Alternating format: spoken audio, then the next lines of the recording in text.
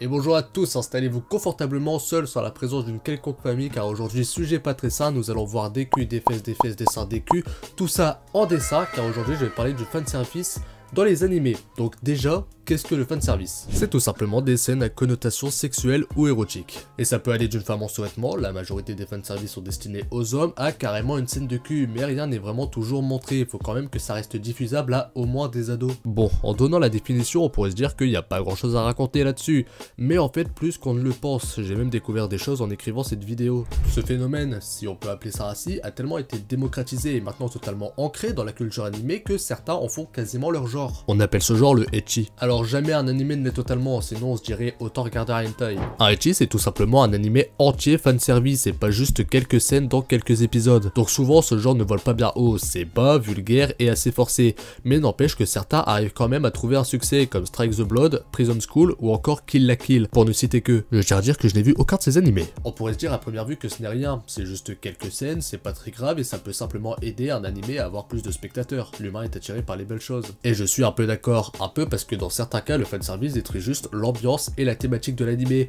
ce qui brise l'immersion et dans ce cas de figure je vais parler de Another. Vous le savez, beaucoup d'animés ont droit à leur classique séquence baignade, que ce soit une piscine, une rivière, à la mer, même tout simplement une douche ou un bain, peu importe, tous les prétextes sont bons pour montrer nos personnages dans leur meilleur maillot de bain, ou même dénudés. Et parfois on va dire que ça fonctionne, c'est souvent ridicule et forcé, mais ok, si vous voulez. Mais Another ne prête pas à ça. C'est l'histoire d'un certain Koichi qui sera transféré dans une classe de 3ème où pèse comme une malédiction. Les élèves sont bizarres et apeurés, l'ambiance est pesante et il fait la rencontre d'une charmante mais mystérieuse adolescente.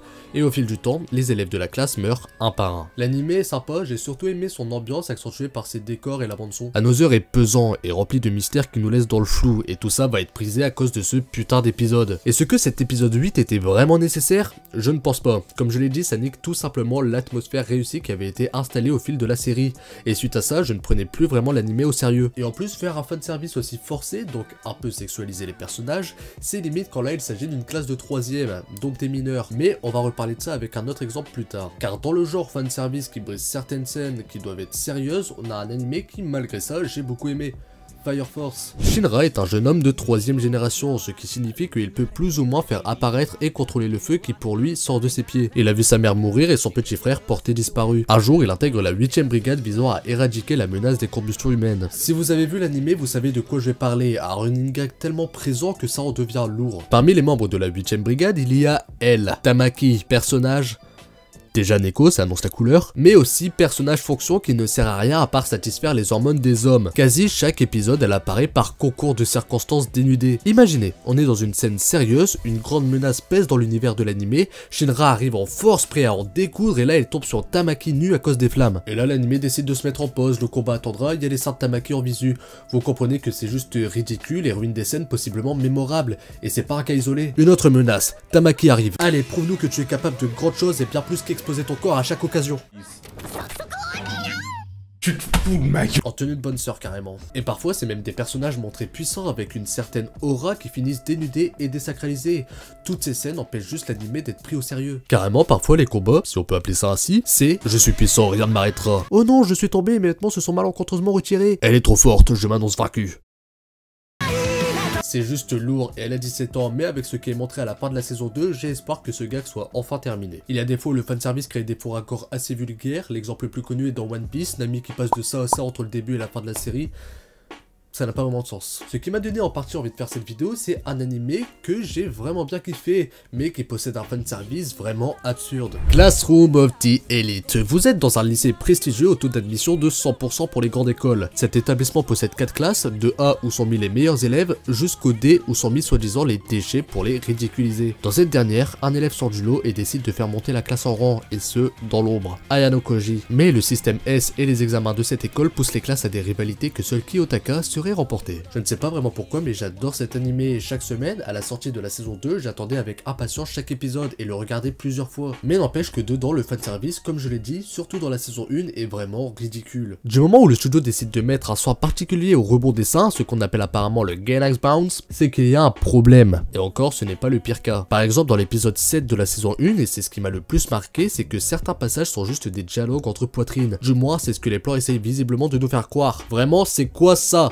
juste pourquoi ces gros plans? Quand les personnages parlent, tu montres leur visage, pas leur cul ou leur sein. Là, c'est tellement forcé que quand j'ai vu ça, j'ai rigolé. Mais au final, ça m'ennuie plus qu'autre chose, car l'animé, je le trouve très bon. Les personnages, surtout le principal, sont plaisants à suivre. L'intrigue tient en haleine et il y a des scènes marquantes et chaque révélation et plan que Ayano Koji développe font kiffer. Et donc je trouve ça dommage qu'un animé que j'apprécie se décrédibilise lui-même à cause d'un tel fanservice dispensable. Pour finir, je vais parler de My Stepmom Daughter is My Ex, qui ne se base pas que sur le fanservice, l'animé est une romance comédie, mais qui possède quand même pas mal de scènes explicites. Irido, au collège, a connu son seul et plus grand amour, Ayai. Après quelques années, ils se sont séparés. Plus tard, le père de l'un et la mère de l'autre se marient, les deux deviennent demi-frères et vont devoir vivre avec leurs émotions amoureuses et l'ambiguïté de leur situation. Que ce soit à leur maison ou au lycée, en seconde, ce qui fait qu'ils ont 15-16 ans. Et dans l'animé, on peut voir ce genre de scène. En somme, c'est raccord avec l'ambiance et la thématique de la série, mais éthiquement, sexualiser des personnages comme ça de 15-16 ans, je trouve ça assez limite. Et je trouve même que le studio derrière essaye de ramener des spectateurs à cause de ces scènes-là et du chara-design, disons. Ce n'est pas mon cas, j'ai juste vu l'animé passer sur Crunchyroll, donc j'ai regardé, c'est tout. Donc l'animé est divertissant, sans plus. Je voulais juste parler de certaines limites à pas franchir, car en plus d'être mineurs, ils sont maintenant frères et sœurs par alliance. J'imagine que ça a permis à son auteur de ne pas être jugé d'inceste. Bon, au final, que dire sur cette culture, que dis-je? Cet art qu'est le fanservice? Eh bien, pas forcément grand-chose, sans surprise. C'est là depuis bien longtemps maintenant, et de base, si les studios en mettaient, c'était certainement pour ramener plus de gens, et que ces gens en question en ramènent d'autres. Le fanservice attire beaucoup, et parfois même inconsciemment. Rien que des dessins bien ronds, disons, peut influencer des gens qui mettront la beauté graphique dans l'équation de leur avis. Sans penser que ce qu'ils jugeaient beau, c'était peut-être juste le fanservice vu. Mais aujourd'hui, ça fait partie intégrante de la culture animée, et parfois, on s'en passerait bien, je pense. Certains animés en abusent et en intègrent pas du tout subtilement et intelligemment, ce qui porte préjudice à leur œuvre, et je trouve ça parfois vraiment dommage pour des animés qui peuvent s'avérer surprenamment bons. En plus, il y a juste à regarder les animés les plus populaires et appréciés de la communauté pour voir que la majorité n'en possède pas. Donc, le fanservice, en somme, c'est assez inutile. Et c'est sur cette conclusion que on va se laisser. Si vous avez regardé jusqu'ici, je vous remercie, vous êtes les meilleurs. Et on se retrouve peut-être une prochaine fois pour une autre vidéo. Ou peut-être pas. Ciao.